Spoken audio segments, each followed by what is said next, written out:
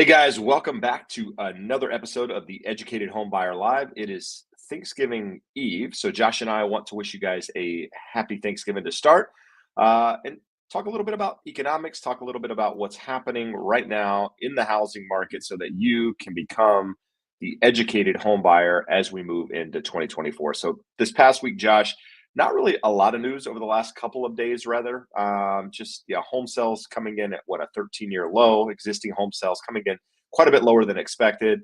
Outside of that, rates are continuing to improve a little bit. The 10 years kind of, grinding lower like we've discussed. But overall, we're starting to see, I think, that top end inventory, and inventory is likely going to continue moving down through the rest of the year. So Josh, welcome to the show.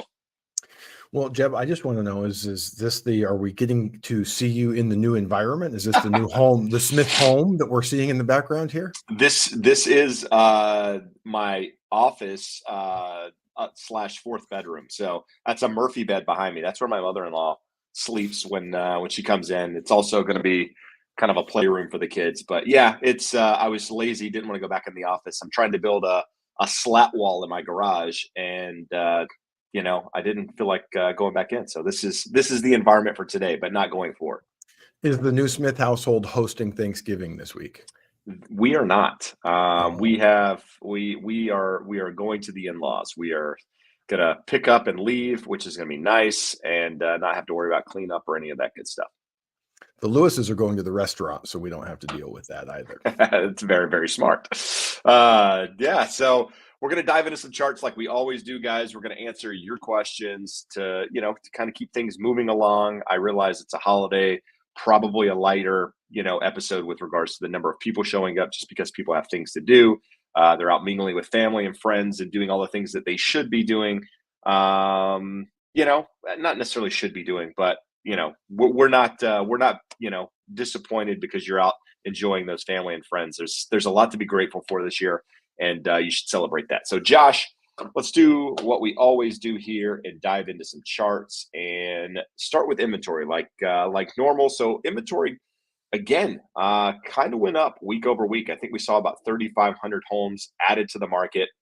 So we haven't really seen that peak in inventory nationwide quite yet. My guess is we're probably going to see the numbers trickle lower next week. But for now, we're still seeing the numbers a little bit higher. So sitting at 570,000 this week. Last year, we actually saw inventory move down. So at this point today, we actually have more inventory on the market than we did this time last year. So this is the first time all year that we've actually peaked above 2022 levels. With that, Orange County inventory actually declined. We're down to 2,321 homes. And Huntington Beach sitting at 191, which is also less than last week. So the inventory here locally, my guess is probably reached that peak, but we're going to know here in a couple of weeks as we get more data. Again, just another variation of the same chart that we just looked at there, just showing kind of that historic chart going back to 2018, 2019 there, just showing where inventory was in a more normal market compared to where it is today. New listings data. So new listings data is continuing to move downward. And so anybody out there talking about foreclosures coming to the market, Airbnb is crashing the market, all of that coming, as Logan says on Housing Wire, it's going to report in this chart before you see anything, right? It's going to show up in the new listings data. And the reality is new listings aren't coming to the market and probably going to continue that decline throughout the remainder of the year. This is our week over week chart. As we look at last year, we went from 566,941 to 566,898. Same week last year, we actually went from 572 to 569,571. So that's that difference, and we're a little bit higher this year. And our peak right now is at 569. So this is the highest that we've been all year. But hopefully, my guess is probably the peak in inventory. Well, actually, not even hopefully. I mean, I'd like to see more inventory, Josh. I think it's a good thing, inventory coming to the market. But the reality is I don't think that's going to happen through the seasonal holidays, that we normally see. Well, it's interesting, Jeb. Logan, you mentioned Logan. Logan talks a lot about wanting to see more inventory coming to the market, see those numbers trending up. And it's a double-edged sword. We're way below what is normal, But as you said, the kind of the first sign of things normalizing, and if they were to worsen and you were to see a big increase in inventory above and beyond what the current market demand requires, that's going to be the first place. So it is to get to a more normal market. That is what one of the first signs that we want to see, but it'll be interesting to see how the market reacts if and when it does tick up. Agreed. So this is a chart looking at total home sales, contracts pending. So we're still trending a little bit lower than we were last year. And this is, again, rates are higher than they were last year. So the fact that, we're even anywhere close to where we are this last year with the number of contracts pending is somewhat of a surprise, but understand it's a really low bar. I mean, we're talking, compared to 2 years ago, this is a very, very low number that we're basing this off of. New listings versus immediate sales. What you can see here, new listings coming to the market about where we were last year, maybe a little bit less.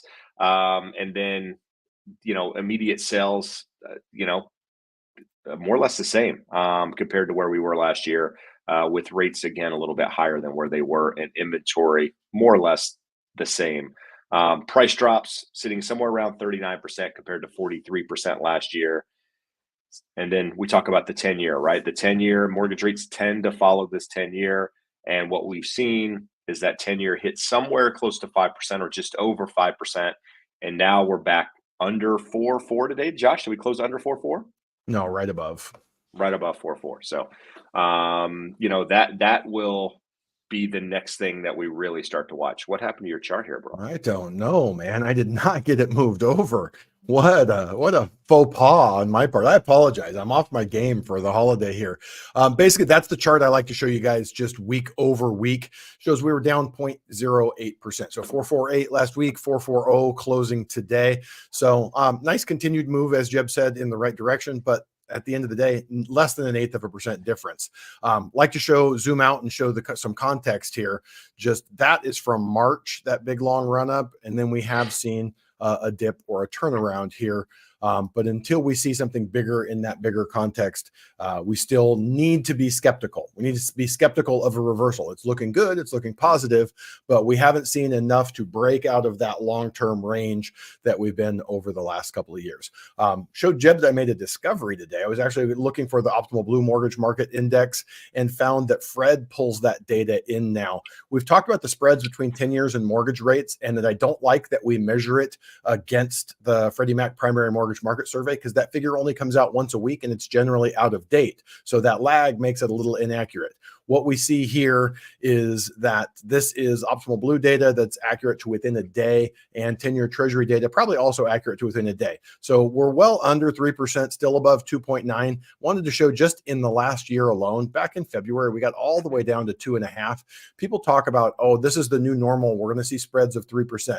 It is not the new normal. We may not go back to the old normal of that 1.7, but somewhere between 2 and 2.5 is a reasonable new normal. And as we approach that, even without the 10-year going down, we should see mortgage rates improve. Jeb, you sent over this chart in an email this week, and it actually kind of dovetailed with the next chart I'm going to show. Household debt service ratios. So we talk about, hey, U.S. consumer is stressed, household debt service ratios. Well, if we look at this globally, two things here. Look at the silver line that is the United States, and look back at 2006, 2007. Before the Great Recession, we were at 11, 12% of income going to household debt service. And we are down. We had bottomed out at about 7%, still below 8%. But compared to the UK, to Sweden, to Canada, to Australia, all of those countries are higher. And if you look at Sweden, South Korea, Canada, Australia, what I would bet is the common denominator there is that they do not have 30-year fixed mortgage rates. Yeah. So when you see the adjustable rates that most of the world have, when we have a move like we saw in the last year, that's what they end up seeing and dealing with. So this, again, just another look at the chart here. And the cool part is the green line shows the share of debt that is an adjustable percentage. And that is pretty much consumer credit card debt. Your credit card, I mean, your most auto loans are fixed. Most mortgages are fixed. Most installment loans, when you take them out, are fixed. So other than lines of credit and credit cards, everything here in the US is fixed. And it shows that is why despite the Fed hiking rates aggressively, we haven't seen the consumer react all that negatively yet. So I'm just going to read this real quick because this commentary nails it on the head. What seems to have happened is that many U.S. households deleveraged after the recession. Further, the green line shows many were able to shift their debt burden into fixed rate loans at historically low rates. So the Fed's tightening had less effect than it would have 15 or 20 years ago. The same is true for businesses. One segment that hasn't deleveraged is the federal government. We go through this chart here every week. Jeb borrowed more and more and more, and they borrowed it short term at variable rates. And that not only is the debt at a higher level, it's ratcheting up due to the variable nature of the way they financed it. This was another chart just wanted to show we had continuing claims today. They were actually down a little bit over the last 2 weeks. But if you look at the 4-week moving average, it's definitely trended up here. So that can be a canary in the coal mine of increasing unemployment rates going forward. I've heard, Jeb, and I'm sure you have, from experts on both sides of the aisle, people saying changing demographics, we're never going to have high unemployment ever again. And then Danielle DiMartino Booth, an expert that I trust and respect and admire, listened to an interview with her this week, and she's unemployment's going through the roof. You got to be careful. You're going to lose your job. I don't necessarily agree with her. I don't agree that it's not going to be an issue either, but that's a chart that we want to watch going forward. This one, Jeb, I put this in here for your benefit because we had, from an episode of the podcast, you made a comment on this. We put it out in a short, and many people don't want to understand the accuracy of the point that you were making. Falling inflation doesn't mean falling prices, because inflation is expressed as a rate and prices are at a level. So current price levels suck because of that long red run up. But current inflation rates are pretty under control. If you look over the last 6 months, we are close, very close to the Fed's target of 2%. That doesn't mean you should be happy with what prices are at. I took my nephew to lunch today, and we went in and had a $32 for the two of us fast food lunch. So that's not going away. That's not ever going to go away, and that's not fun. But it's important to note.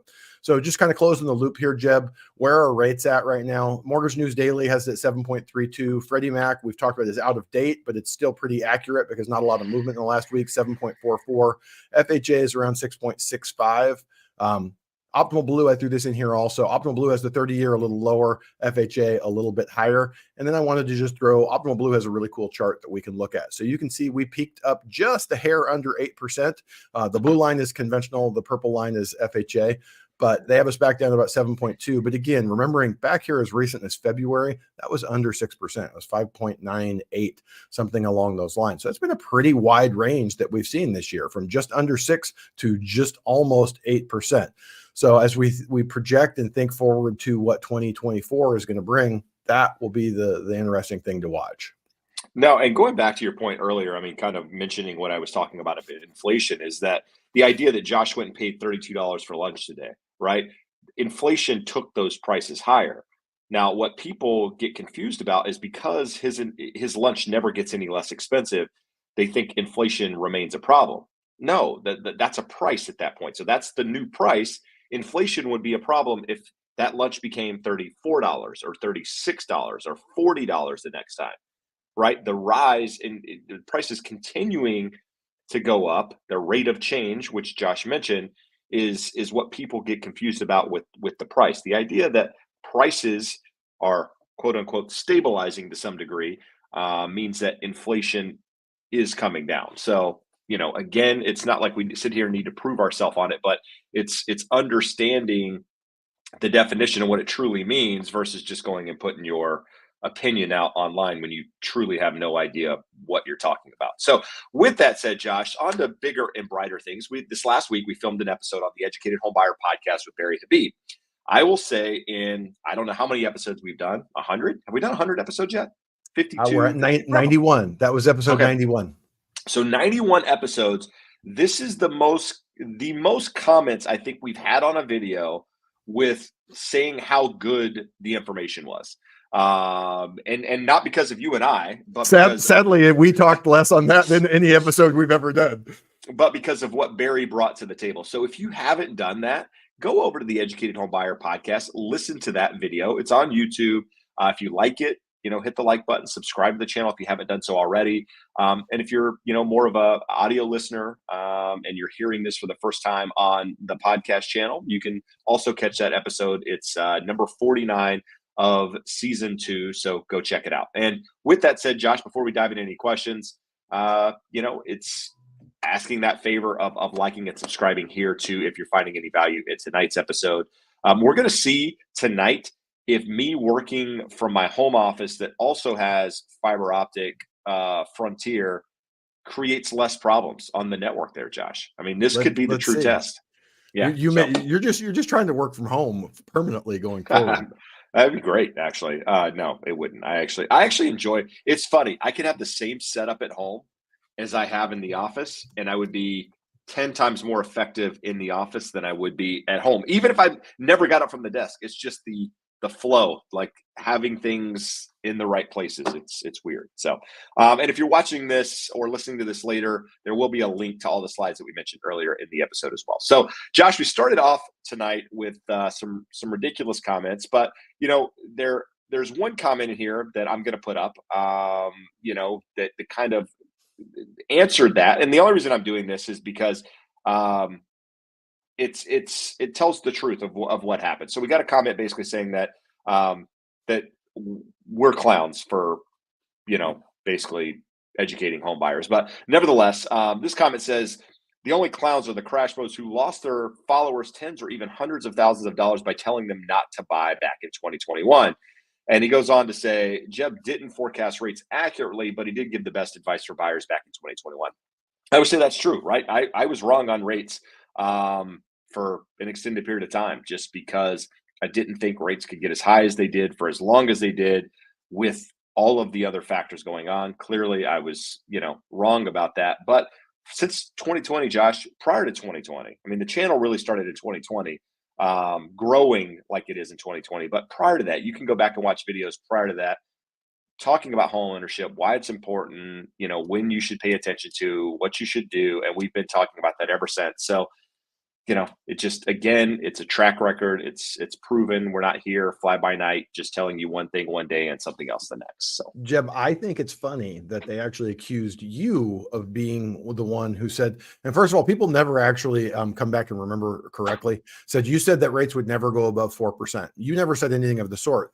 I said that if rates got to 5%, we would have a problem, a big problem. So I don't see it going that way because the government would have a problem in terms of their debt service. And they have. It's taken longer than we thought, but they have and will continue to have a problem unless rates moderate. But the secondary piece, it says, people will not be able to afford at those numbers and sellers will have to sell at a lower price. And that has been horrifically wrong. And what I failed to account for in that is that sellers will just go on strike. And so, yes, we have a reduced demand as we expected, but there is also reduced supply. Sort of along those lines, Jeb, we've seen now over the last 3 to 4 weeks, rates have moderated and gone back in time to about the September level. Well, what we've seen over those last 3 weeks is that we have had increasing mortgage applications every week. And we're not talking about a huge move. We're about 0.5%, maybe 0.75%. And every week, not a stampede of mortgage applications coming in, but they've ticked up every week. And one of the things that Barry said in that episode is the numbers show that for every 1% decrease in interest rates, 5 million more people become eligible to buy. It doesn't mean that they all will go and buy, but people that are not homeowners, 5 million more could afford a home. And that's what we've been saying. As they moderate and come back down, demand will increase. So I'm not saying that we're going to have any rapid appreciation due to this increased demand, because supply will probably come back into play with that. But these are the numbers. No one knows what the future holds. We analyze the data, we look and use the experience of 27 years, 25 years of having done this and say,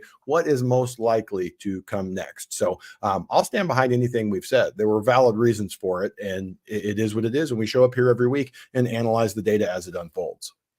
Agreed. And the reality is we're not just shooting from the hip. We're basing it off data in all of this stuff. And sometimes, it's an interpretation of the data that's incorrect or, misled in how we represent it or how we think the government might react because of their, ongoing issues that they can't resolve. But nevertheless, let's dive into some questions here as we always do. One question here, just kind of starting the episode, ask, is it true when selling your home, you don't have to spend $1 out of pocket? Someone is telling me so, and that all seller costs are taken taken out of the proceeds of sale. I would say that's a pretty accurate statement for the most part. Typically speaking, you can pay anything that goes with the sale of your home through the proceeds of escrow. Now, with that, if you decide to do any repairs to your property because there's some negotiation or what have you, and say Josh is buying my house and Josh wants me to fix the flooring or fix the kitchen or whatever, and I say yes, I'll do that. Well, that contractor might say, I want to get paid now. Like, I don't want to wait for your escrow to close for me to get my money. Whereas most people are pretty cool with it. Like, I just closed on my house. I had some termite work done. That all got paid through escrow. I don't think I really came out of pocket. Well, actually, I did because I did some repairs prior to closing. But for the most part, yeah, it's a pretty accurate statement. So, but on the buying side, right? There's costs that are involved, that, inspections, appraisal, some of those things that do have to be paid out of pocket. But on the selling side, you're all good.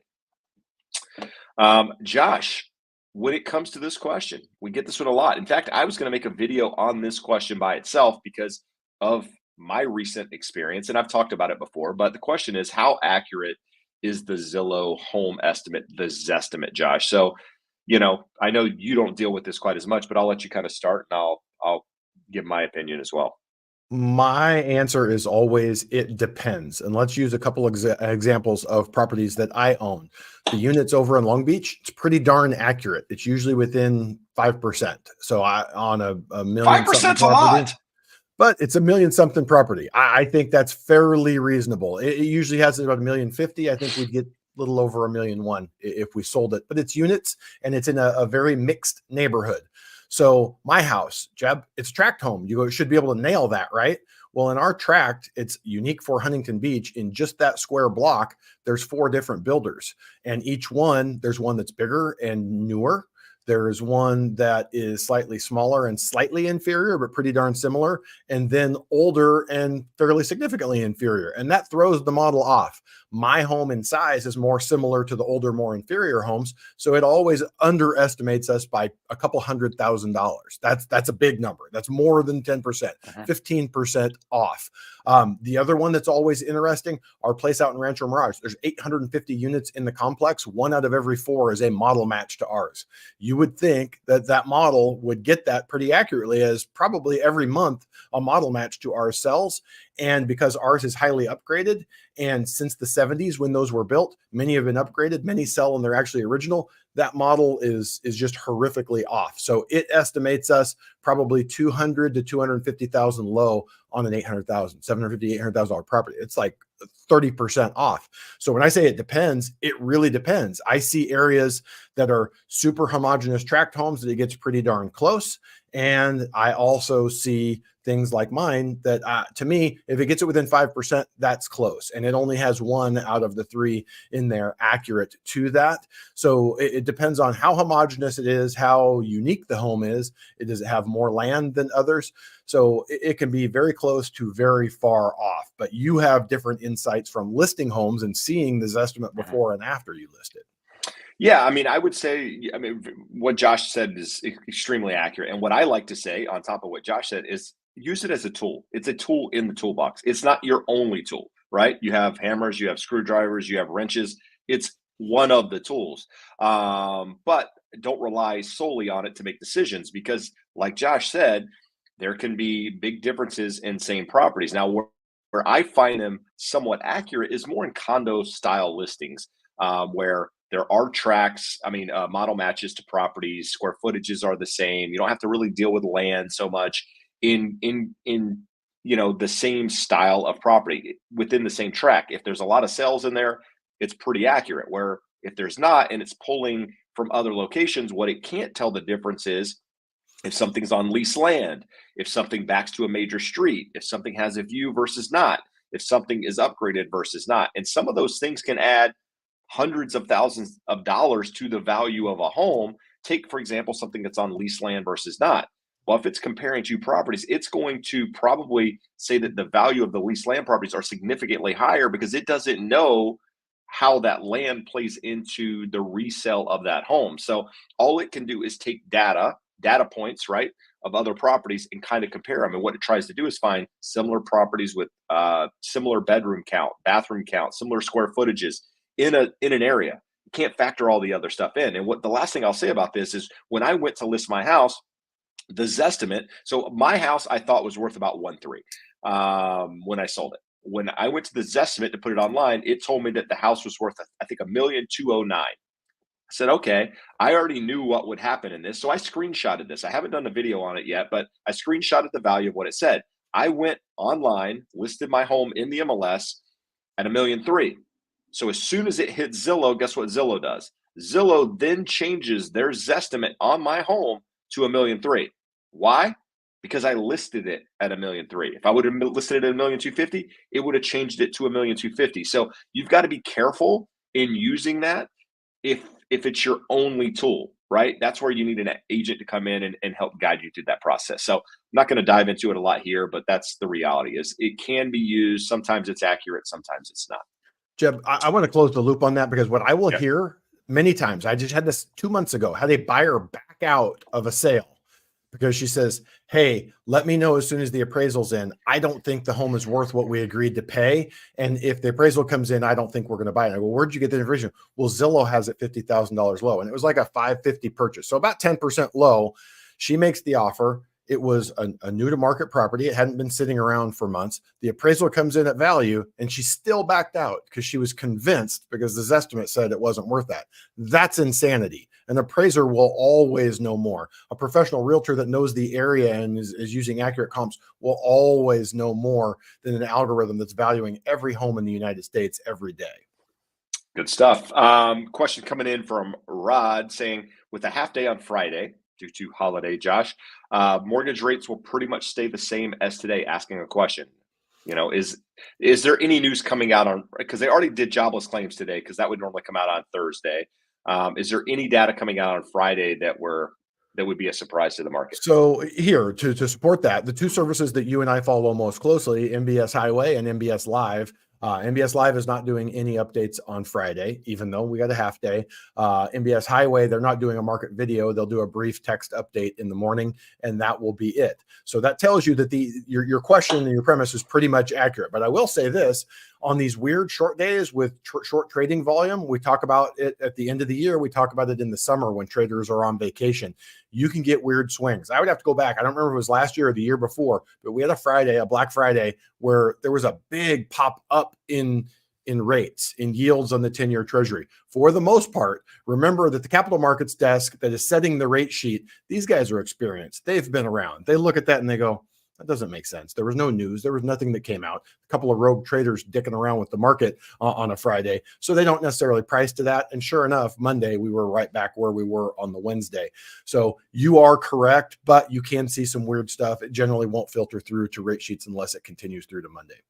Yeah, and the same thing I'll say about that is, like, when you have less traders trading a market, it can swing it, right? I mean, basically what you're saying there is that, fewer traders can direct a market in environments like this. But once, the real people come back, you start to see more accurate trading. That's why you see a lot of volatility in the summer months in the stock market, for one. Nicole has a good question here. Josh says, if I opened a HELOC on my departing property, how long should I wait to apply for a mortgage? I will rent the current one out. Very small balance on the HELOC. Want option to have funds to purchase in Reno. So, what's your thoughts on that? So, for the most part, it is not an issue at all. Funny thing, the story I just told you, the person who backed out of that home in Nashville, they ended up buying another home, and their down payment came from a HELOC. We closed that HELOC 60 days ago. The new lender knows that was done owner occupied. So they don't necessarily want to do a new owner occupied mortgage for you 2 months after you did an owner occupied mortgage. I've never had a problem on a HELOC with that. So from that perspective, I wouldn't worry about the timeline of it. You're just going to show your HELOC agreement so they can calculate a payment with the money that you take out and count it in your debt to income ratio. But the timing of it should not be an issue for you. All right, good stuff. Jay Homeboy, it's been a while, says, if selling a home with a certain number of years deaths inside a home is something to disclose, what about having the miracle of life happen, home birth? Is that something to disclose? So no. So here in the state of California, if someone passes away in a property within the last 3 years, it's your duty to disclose that as a seller. if you're aware of it, right? I mean, you probably would be aware of it if you live there, but yes, you're supposed to do that for 3 years. Now, after 3 years, one day, not really your duty to disclose it.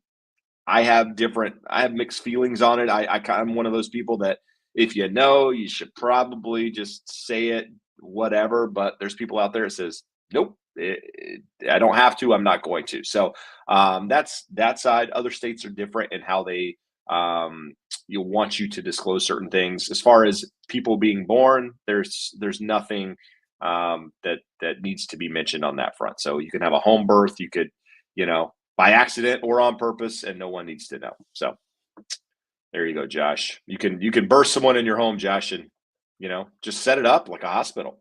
What if we have like a DV assault? What if I say something wrong and my wife beats me? Do we have to disclose that if I was assaulted in my home? Do we get away with that? I mean, if your wife's going to stay in the home with the new owners, you might want to mention it just because she could be violent. No, in all reality, I don't know. You're good. You're good. But there is a website. I think it's crimereports.net, where you can go and check out like your neighborhood to see like police calls and that sort of thing. And it'll show like aggravated assault. It'll show battery. It'll show like things that your neighbors probably don't want you to know. It'll report on there. So if you're one of those curious people that like to figure out what's going on with so-and-so, you saw the police, go to that website and check it out. Jonathan, I'm always curious as to how the world of housing market YouTube is going. Is it hard or easy? I'm thinking of getting into it. So Josh, you don't really do a lot of housing market videos, but what's your perception of it? If it were easy, everyone would be doing it. Let's just say that. I do a lot of this live video with you. I don't do a lot of the individual video that you do. And let's talk about, Jeb, what are the reasons for that? Time. Takes time. You got to prep. You have to record. You have to be good on video. You either have to edit yourself or hire an editor. Then let's use another example here. Jeb, I was late editing the podcast episode this week, so I got to be the one to upload it to YouTube. I've uploaded videos to YouTube before. On a scale of 1 to 10, how good of a job did I do? Yeah, you're 5. You were 5. Five. Yeah, because there's probably 50 things in there that the average person doesn't know. They say, oh, I took some family reunion video and I threw it up on YouTube. Pretty easy. But the things that you need to know, like it's like anything else. When you see someone do it from a distance, it looks easy. Hey, I talk. Hey, I can make a video. Hey, I know some things. That's just the tip of the iceberg. If it were easy, everyone would be doing it. That's not to say that you can't. It's not. There's no part of that is spectacularly difficult. It's the aggregate of all of it that has to be done that people discount. I will say that the hardest part of any of it is the consistency and the ability to repeat yourself continuously and not get over it. And what I mean by that is like you're constantly talking about the same things over and over again. And if you're somebody that takes offense to negativity, to comments, I would tell you you're in for a world of of displeasure out there on the internet. It is, I fortunately don't get caught up in it. I can laugh at a lot of this stuff. But if I were somebody that got offended easily, it would be difficult. But send me an email. I'm happy to share my thoughts. But what I would say is it's definitely possible. It's not easy. It takes a lot of work. I spend as much time on this as I do on anything else. So it's and it doesn't pay quite as well as selling real estate. So just so you know. Let's see here. Name got $20,000 in credit card debt through multiple cards, but I have 2 houses. Should I open a HELOC and pay it off? So Josh, we talked about credit card debt last week, currently pushing 25%, 26% on some of these cards with where the Fed funds rate is. Depending on, only 20K, so it's not a huge amount, but I think the example you used was like 15K or 20K, and it was another $300 or $400 a month in just interest payments. Just look at it. The interest at 25% on 20,000 is $5,000 for the year. So 400 and change just in interest. To tread water, $400 a month in interest. So let's say we convert that to a HELOC, plus or minus 10% right now, and likely to decrease as the Fed starts decreasing rates at some point in the next 1 to 2 years. So 10%, it's $2,000 a year. It's $170,000, $160 a month, somewhere along those lines. You're talking a $250 a month savings. It is significant. Someone had pointed out here in the comments fairly accurately that it doesn't matter whether it's tied to the house or not, in that if you don't pay it, I don't know that I've ever seen a credit card creditor go after a homeowner's home equity, which they certainly could and would if you attach it to a home equity line of credit. But if you try to discharge that credit card through a bankruptcy, you can be disallowed from bankruptcy if you have too much equity in your home. So again, I've never seen it, but there is a possibility of a credit card creditor coming after you and getting a judgment, attaching it to your home, getting after home equity. So I wouldn't pay much attention to the switch from unsecured debt to secured debt. I would focus on, you're looking at a couple $100 a month savings. If you just allocated that extra amount, that $225, $240 extra a month, you're going to knock down, $2,500, $3,000 of that debt annually above and beyond what you would. So I would do it. But it's definitely a unique situation in that rates on credit cards are so high right now. Yeah, and something to keep in mind is you're probably going to have a hard time getting just a $20,000 equity line. I think you're probably going to, if you're going to do it, get it for more than you probably want, just so it's there in case you need it, because it's not going to cost you any more to get a larger amount. Now, if you're one of those people that go out and spend money just because you have it available, then you might need to reconsider the whole thing. But just some thoughts on that front.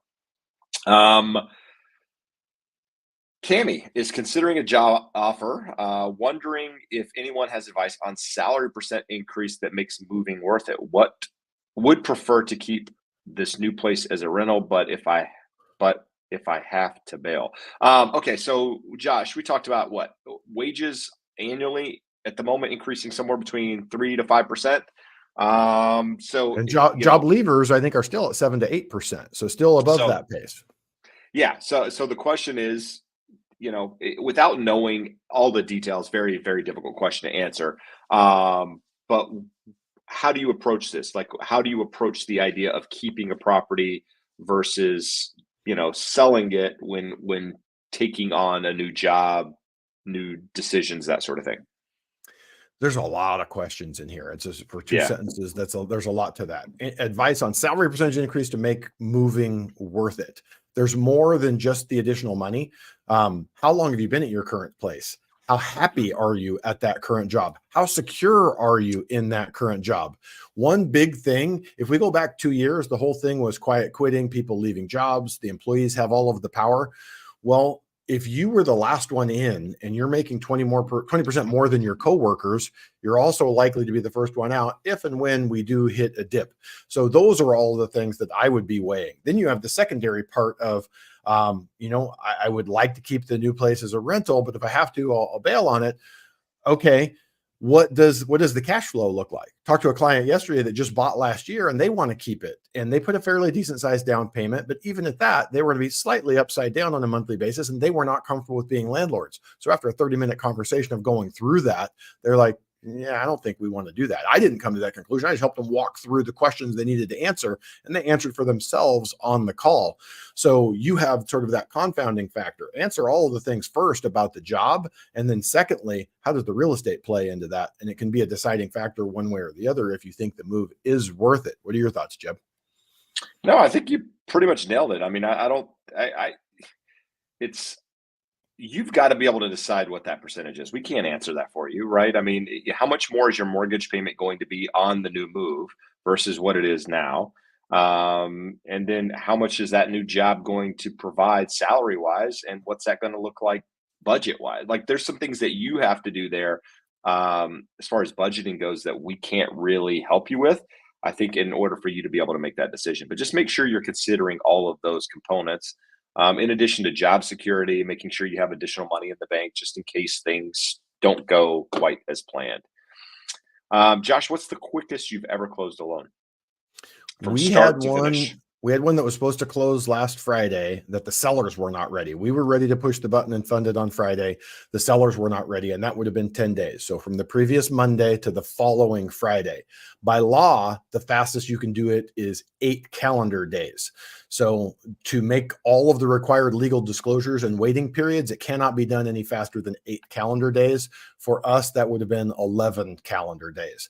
I don't know that I've done one on the 8th day. We've got 10, 11 days, and it requires a lot of things. Motivated sellers.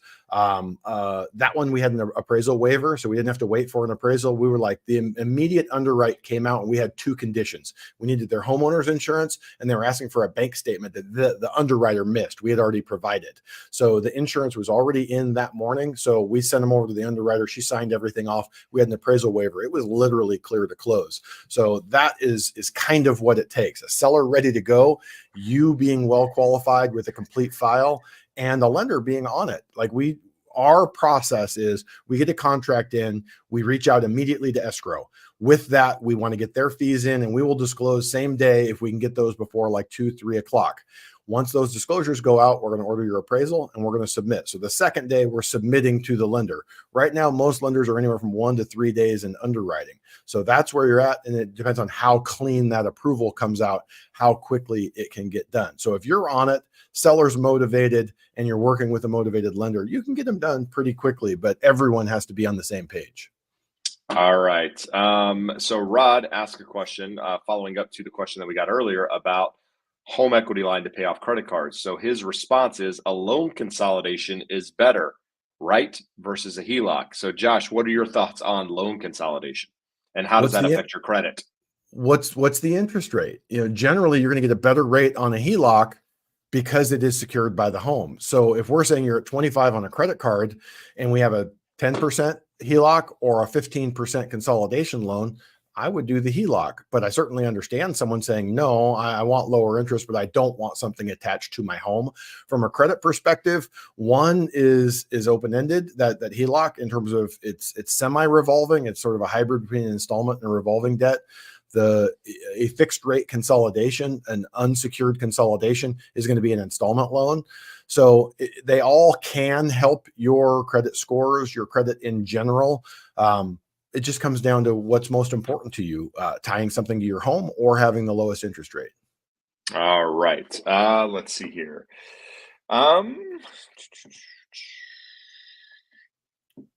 What time is it, Josh? What time is 5:42? So I'm going to ask, if you haven't done so already, hit the thumbs up.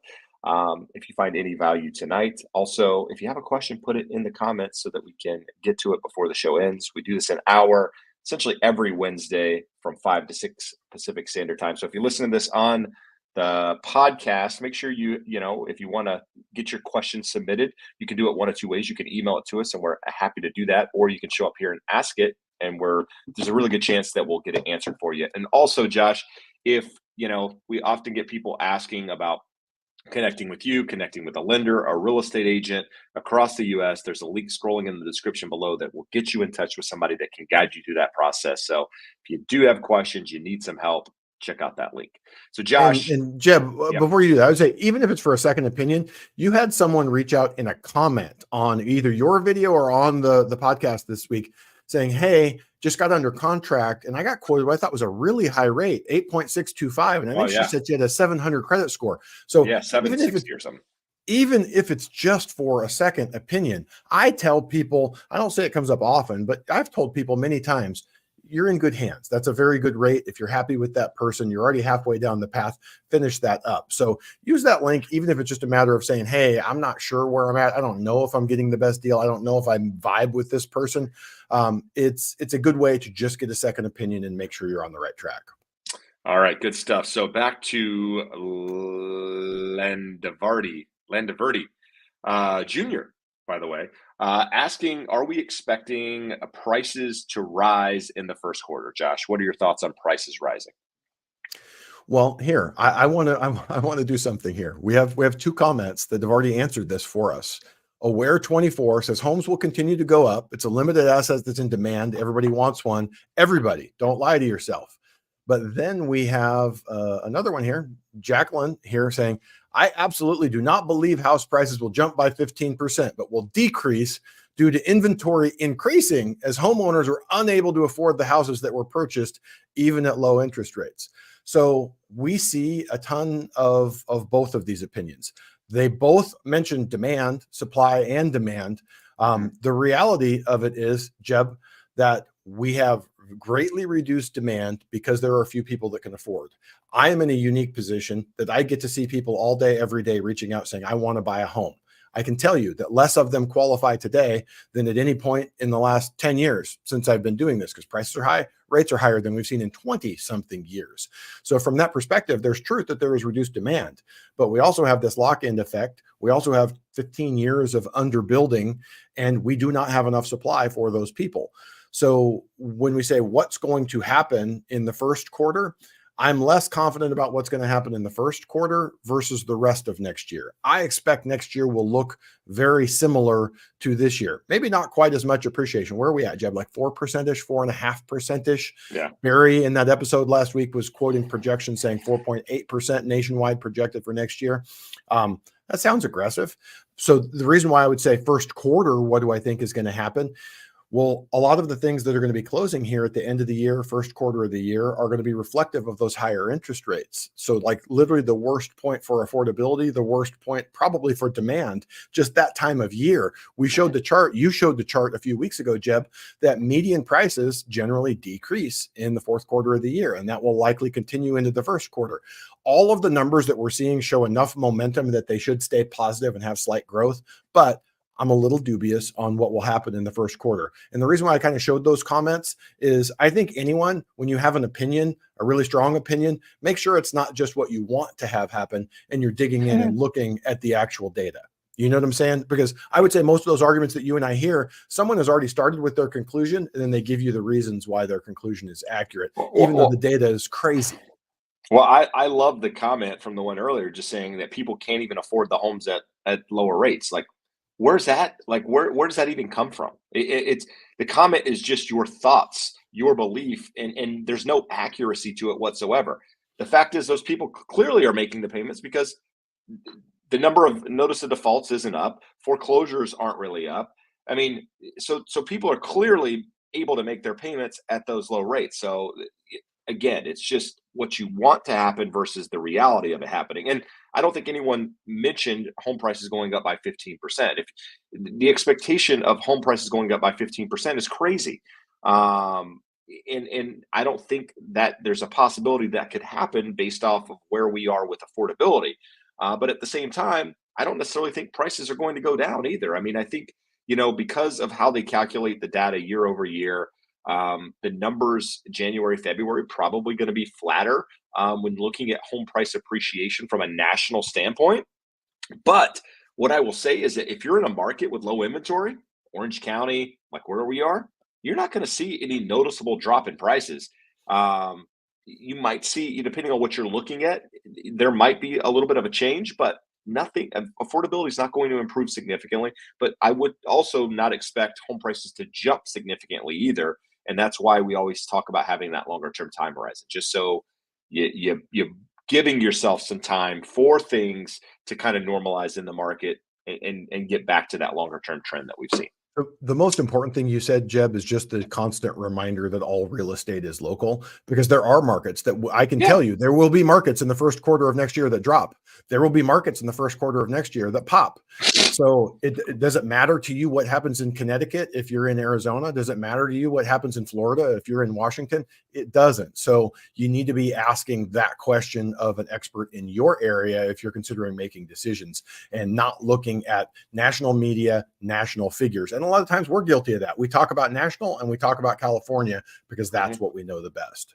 Absolutely. And you need to understand when you're listening to people what data they're paying attention to and their opinions of what's happening based on that information as well. Jeb, hold, Yep. hold on. No, because we just had Lucky Uranium pops up.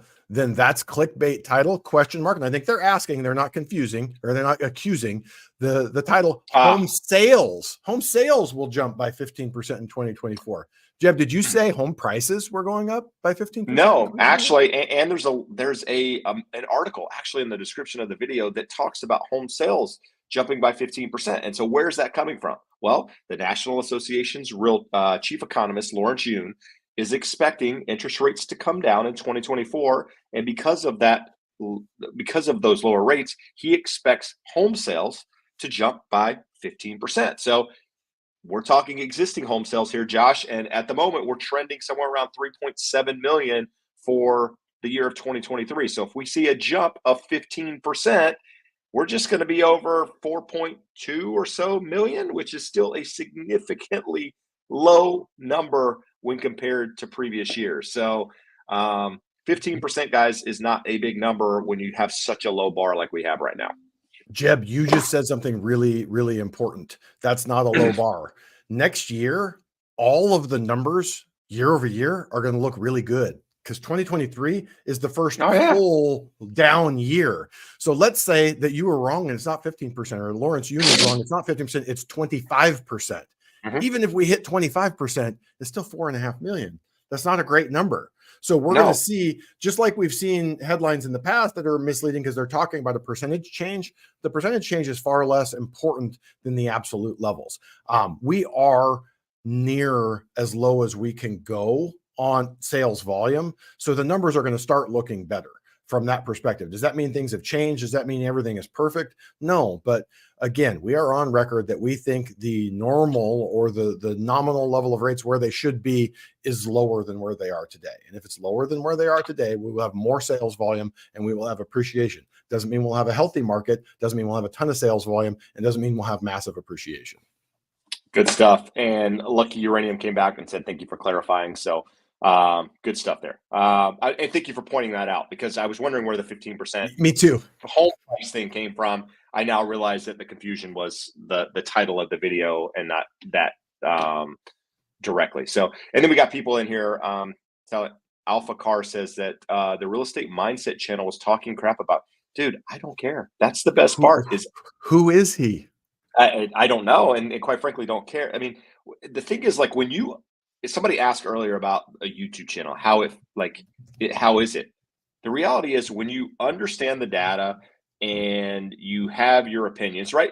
And some of my opinions are wrong. Some of them are strong, right? I mean, you have opinion, you either stand for something or fall for everything, right? There's that kind of mentality in having what I will call like a voice out here. And so we talk about real estate being important and the long-term generational benefits. And then there's people that truly just don't get it and don't understand data. They don't understand anything. They're just idiots, morons, whatever term you want to use. You can throw the people that talk crap in that category for me. I don't care. It's all good.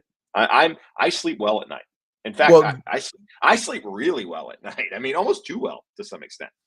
Go back to the original question about, hey, how is real estate YouTube doing? Well, the easy way to build a channel is just talk crazy shit, doom and gloom, manipulate numbers. And if you're just bringing real numbers and talking about what's really actually happening, boring, mundane stuff that actual home buyers want to know versus sensational, clickbait, crazy, oh my God, the world just fell off a cliff again. And go back a year to those video titles. Like literally, you can't say, oh my God, the house is on fire every day for a year and the house has never been on fire. But you can, and people believe it, and that's what it gets the videos. I mean, so when I talk about it being boring and you have to be willing to repeat yourself, that's why, because the data doesn't change as much as people come out with videos talking about the world ending on YouTube. So yeah, that's enough about that. But I appreciate you guys letting me know, but quite frankly, don't care. Jeb, Josh, this is a question. Yeah, go ahead. It's a really good one. I like it. What is the best way to make a distinction between those terms, mortgage default and foreclosure? Foreclosure is what happens at the end of default. Default means I am not living up to the terms of my mortgage agreement. I did not make my payment. I could be 30 days late. I could be 90 days late. I could be 5 years late. Foreclosure is the process that takes my home from me. So I could be in default for 6 months and the lender does not have to even start the foreclosure proceedings. They can start the foreclosure proceedings, and in a non-judicial foreclosure state like California, it could be 120 days from start to finish done. You can be in a state like Florida that's a judicial foreclosure and it takes 5 years. So we're not seeing, we could show that chart. Maybe we do that next week, Jeb, show the charts of all of the different stages, 30 days delinquent, 90 days delinquent, seriously delinquent, and actually in the foreclosure process and what's being done there. At no point in that process is there any distress, any. No, agreed. And even with that, like you can take somebody that has a notice of default, has mortgage default, and they can come current back on it so that it never forecloses. So, you'll often see websites like Zillow and some of these that show pre-foreclosure. What is a pre-foreclosure? Pre-foreclosure is somebody that's behind on their payments. They've noticed it in title records saying, okay, there's been an NOD file, that's a notice of default. So, hey, the lender's aware, of course they're aware, but made it aware to public record that, hey, we're filing this, and therefore these websites pick it up as, okay, this is has the potential for a foreclosure at some point in the future. But again, that doesn't necessarily mean it will result in foreclosure. I've seen people go in and out of default for years. People like really won't make their payments for 4 or 5 months, and then they'll make the payments, Jeb, get it back out of default, and then do it again over and over again. there was a house here on Main Street that I watched for 13 years that was in and crazy. out of default for 13 years. So it doesn't tell you something is imminently going to happen, but the levels will tell you. And like I can tell you, we talked about this 2-3 months ago on the show. I was talking with one of our owners of one of the wholesale lenders that we work with, and they're just saying, like, the only people that they're dealing with in foreclosure right now are people that were in foreclosure pre-COVID that already had problems. Mm-hmm. So the government in all forms, whether it's FHA, VA, USDA, Fannie, Freddie, is basically saying, do not foreclose on people. Give them every opportunity. Try to work with it. Modify the loan. Modify it out to 40 years because you already have a 2% interest rate. We can't take you to a 1% rate. Let's stretch it out 40 years. That's not to say there will never be a problem with foreclosure. We won't ever see an increase in foreclosures.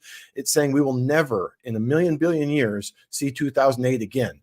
First of all, because the loans being done over the last 15 years look nothing like the loans being done into that time frame. But more importantly, the lenders learned that they made the problem 5 times worse by saying, we're not helping anyone. We're going to go in and foreclose on everybody. Their loss severity, the actual number of losses and the loss severity on each foreclosure was far, far worse than it needed to be. So for both of those reasons, we'll never see that volume of people in distress, and we will never see the way those people were handled to get them out of distress. All right, Josh, rapid fire here. We got 3 minutes. We got some questions. We're going to get through these. Nicole came in, asked this question earlier. Sorry, Nicole. Josh, I was going to answer this earlier, but he got rid of it. But the question is, ARMs are about 0.5% lower on Mortgage News Daily. Do you recommend ARMs at the moment? Would it make sense? So here's what I'll say. I had a 30-year fix on my previous house. This house that I bought, I took a 7-year ARM. Why? The rate was about 0.5% less. And I personally believe that rates at some point within the next 7 years are going to be lower than they are now. And I will be in a position to refinance. I have a ton of equity in my property. I have an idea of where my income will be. I feel comfortable making that decision. If you're going to make that decision, you need to be comfortable knowing where your value is going to be, knowing you have job security, knowing what your income is going to be, just so that there's no issues with a possible refinance. Josh, anything you want to add to that? 0.5% is about where it starts making sense. You either need to say, hey, I'm getting enough of a discount that I'm comfortable with the risk in 5-7 years, or I am very confident that rates are going to be lower in the next 5 to 7 years. If it's less than 0.5%, most people are just going to say, hey, not cool, not worth it. And what I will say is I would love to know where Mortgage News Daily is getting that number. I don't have any wholesale lenders that are offering a 0.5% discount for ARMs today because we still have an inverted yield curve. The short-term money costs as much as long-term money. Yeah, and last thing I'll say is the risk is higher on adjustable rates. You just got to be comfortable with it. You got to know the pros and cons, do your research before you dive into that. Omar says, I want to buy my first home while living and working in a different state. I don't plan to move soon, but I want to rent for a few years until I move. So Josh, if you want to buy a home, your first home out of state, you don't plan on moving there, your current job is here, it's going to have to be an investment property, I assume, which means 25% down. Is that what we're talking about? Well, now we have the 5% down option, right? 5% in investment properties, even on, okay. Well, owner occupied units. I was confusing the 2 to 4 units, owner occupied. So single family, non-owner, you can do as little as 15% down. But like the easy button used to be that you could do it as a second home. You could say, hey, I rent here, but I want to own a home off in this market. And if you qualify with getting hit with the full payment plus your rent in the current market, you could do that. But as of early last year, we have the same rates on second homes and investment properties. So you're looking at 15% down, harder to qualify. There are some restrictions on people who don't own their primary residence. They're not super restrictive. So you should still be able to do it, but you're going to have a higher interest rate and a bigger down payment. All right, easy one here. Benzo says, what's better, ARM or fixed rate? I think a fixed rate is a better loan for most people. ARMs can be okay for people that don't have a longer term time horizon in a property, plan on moving, plan on selling, whatever. Better is a relative word, so you got to figure out what that means for you. But I think overall, better is fixed for most people that are asking that question. Josh, Daff asked a question: before you sell, what updates should you do on a home? How much should one spend to get the house ready for selling? So I guess that's more of a question for me. What I would say is focus on the things that are visual, the things that draw attention. Most people look at kitchens and bathrooms as the primary things they want upgraded in a property, and typically those are the more expensive things to upgrade. That doesn't necessarily mean you need to do it. During the pandemic, I was telling people don't do anything, right? People will just buy your house the way it is and pay a premium for it because there's absolutely no inventory. So understand the market, understand what inventory looks like. What I would say is talk to a local agent in your market. Look at houses, that are like yours that have been upgraded. What has been done? How much more are those selling for versus your home? And figure out what it costs to get it like that. Does it make sense to spend that money to net X amount more? What I will tell you is oftentimes, with the money you spend isn't necessarily going to net you that much more money. So if you spend $30,000 on a kitchen, doesn't mean you're going to get $30,000 out of the house, right? It might bring more buyers. It might help it sell quicker, but you got to figure that out. So talk to somebody in your market. Real estate's local. Figure out what's happening there, and let them guide you through that process. Because me coming at it from what I know here in Southern California might be different than your market. So, anything add to that, Josh? No, just to double down on what you just said, different markets are different. I have a buddy that invests in Pennsylvania, and for them, a full renovation is paint and linoleum and, Home Depot carpet. So it varies largely by the area that you're in. Yeah, no, good stuff. Josh, this is a softball to you. You've answered this question more times than I can count. But what is the formula that you use to determine if it's time to refinance? Take $125,000, divide it by your loan amount, and that percentage, that fraction will tell you how much you need to save. So 125,000 divided by $125,000 loan is 1. So you need to save 1%. If you have a $500,000 loan, it's 0.25%. You need to save 0.25%. If it's $1 million loan, it's 0.1%. So it varies by the size of your loan. And even at $1 million, while financially the monthly savings can be enough at 1/8, most people say the headache, hassle, effort of signing docs, restarting my loan process, getting a new servicer, all that stuff isn't worth it. So I would say even on the bigger loans, you want to be saving at least 0.25%. But financially, when you run the numbers, take 125,000, divide it by your loan amount, calculate out the payment at that new lower interest rate, and you'll probably look at it and go, yeah, that's enough of a savings for me to make it worth doing. So what I'm hearing you say is that size actually matters. Size matters. Size matters. There you go, guys. Well, that's where we're going to end it tonight. If you found any value in tonight's episode, do us a favor, hit the thumbs up. Share it with a friend if you like to, but go check out that episode that I mentioned on the Educated Homebuyer podcast with Barry. Really, really good information there, guys. Data backed. It is. I will say it's one of our better episodes, 100%. And we did very little talking. So go check it out. Subscribe to that channel if you haven't done so already. Have a happy Thanksgiving. Josh, any final words for our viewers this evening?